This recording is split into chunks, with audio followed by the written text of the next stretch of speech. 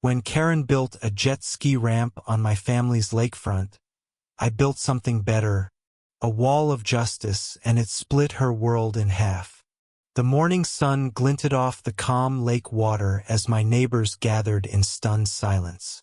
A 6-foot-tall wooden fence now stretched straight down the middle of what used to be pristine shared lakefront property, dividing lawns, water access, and even cutting right through the community dock. On one side, Karen's cousin Margaret stood with her mouth hanging open, her expensive lounge chairs and jet ski ramp now uselessly trapped behind solid wood panels. On the other side, I calmly finished drilling in the final bolt, wiped the sweat from my forehead, and gave everyone a friendly wave. Let me back up and explain how we got here.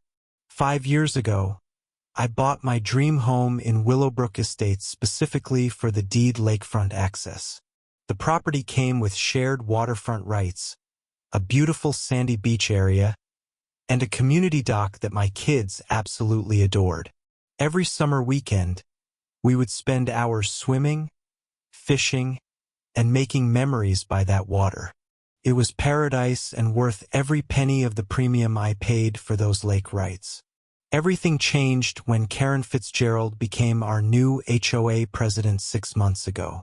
If you have ever wondered what happens when someone with a Napoleon complex gets a tiny taste of power, Karen was your answer.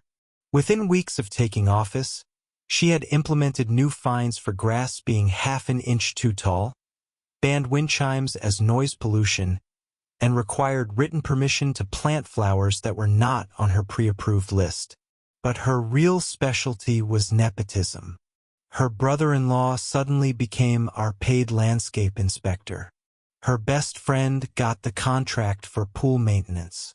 And when her cousin Margaret came to visit from out of state, Karen apparently decided the HOA rules were more like suggestions.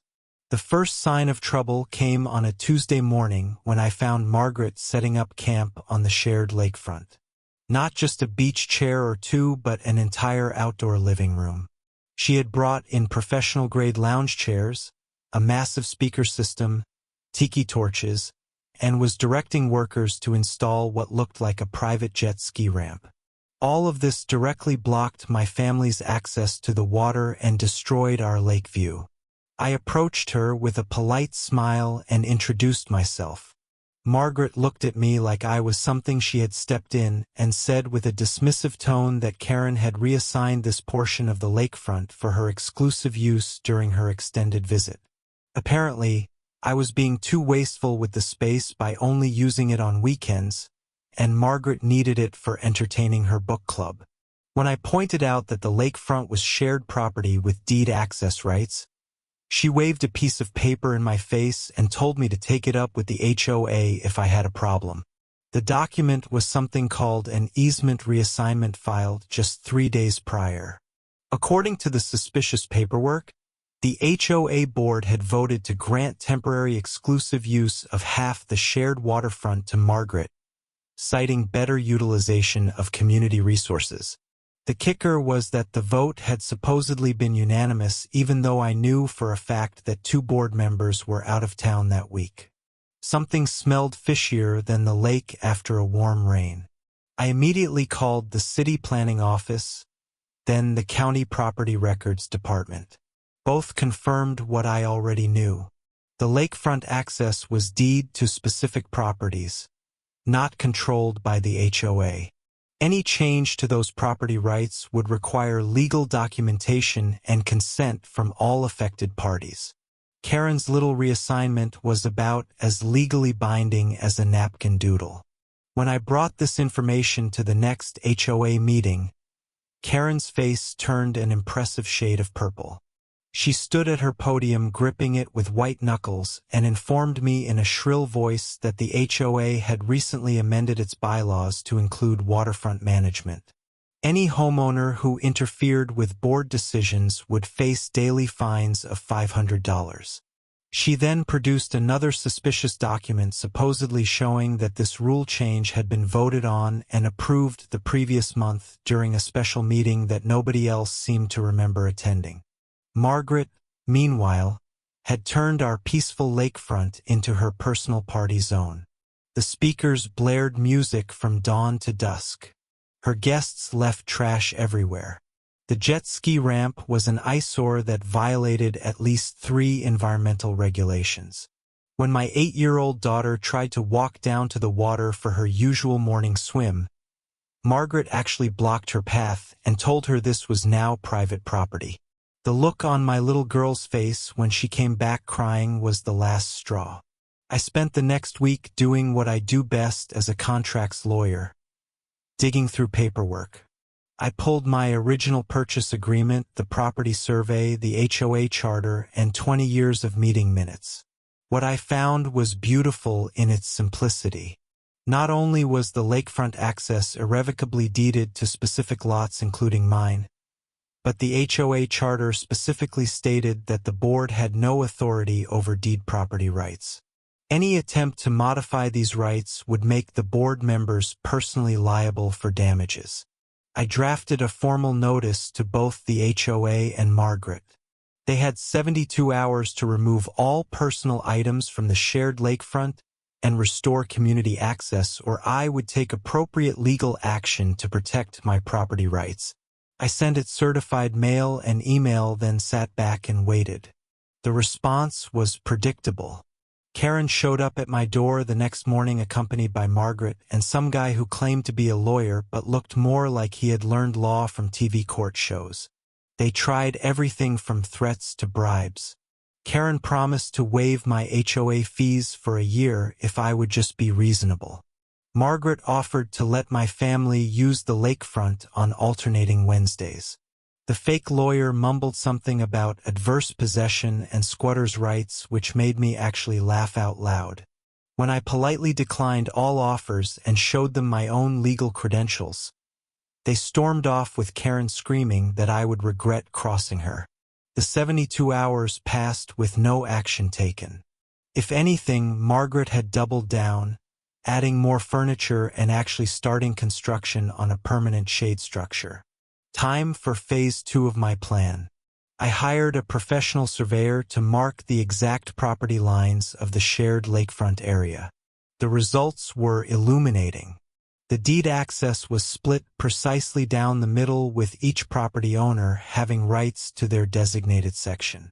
Margaret's elaborate setup was sprawled across both sections, clearly violating the legal boundaries. Armed with the official survey, I visited our local building supply store. The teenage clerk's eyes widened when I explained how much fence material I needed and where it was going. Word travels fast in a small community. I got home. My phone was ringing off the hook. Neighbors wanted to know if the rumors were true. Was I really going to fence the lakefront? I confirmed that I was simply exercising my legal right to mark my property boundaries. Nothing more, nothing less. The next morning, I arrived at the lakefront at 6 a.m. with a professional fence installation crew. We had permits in hand, survey markers in place, and enough wooden fence panels to make Robert Frost proud. The fence line ran straight as an arrow from the property edge, down across the beach, over the dock, cutting it perfectly in half, and continued right to the waterline. It was a beautiful sight if you appreciated symmetry and justice. Margaret emerged from her house around 7 o'clock, coffee mug in hand, just in time to see us installing the panels that would trap her lounge chairs on her side of the fence.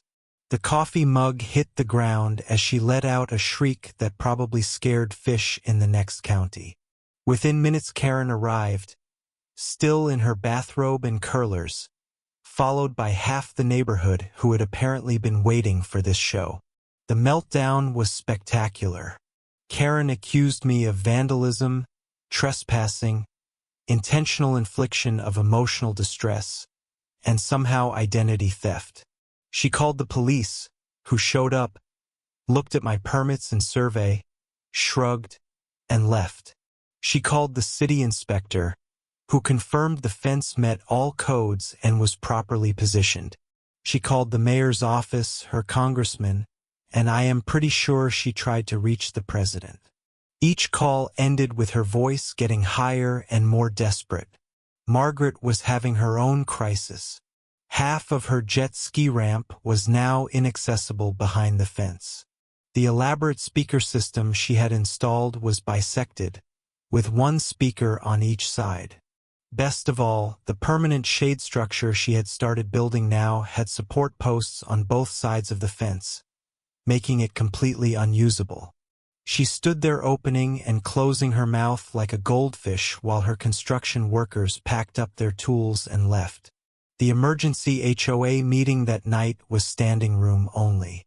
Karen had printed flyers calling me a neighborhood terrorist who was destroying property values and community harmony. She stood at her podium, voice shaking with rage, demanding the board fine me into bankruptcy and force the fence removal. That is when the other homeowners started speaking up. Turns out I was not the only one who had been researching our legal rights. Tom Harrison, a retired judge, stood up first and calmly explained that the board's recent actions had exposed them to significant personal liability.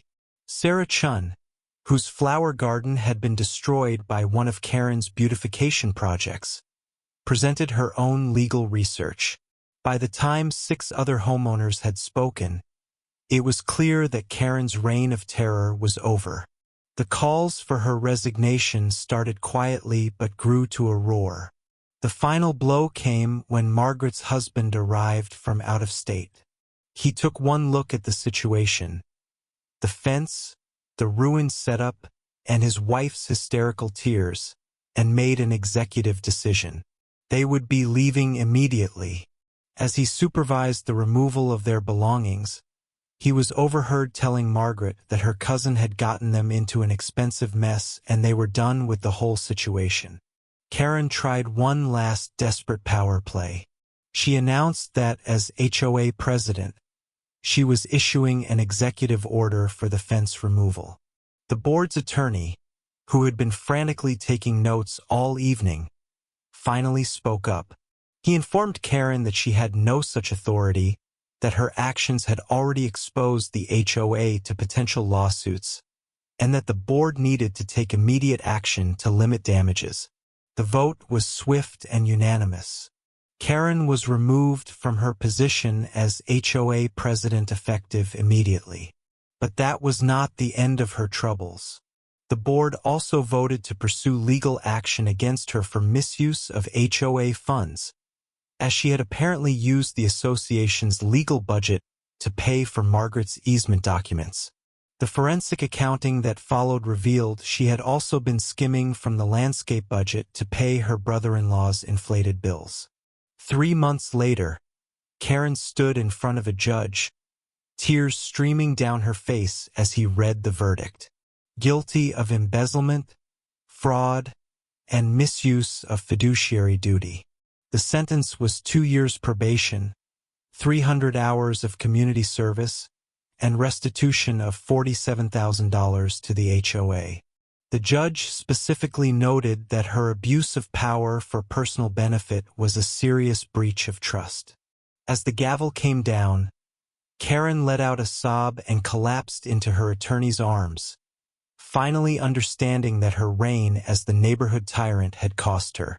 What started as a shady HOA power grab ended with handcuffs and a courtroom.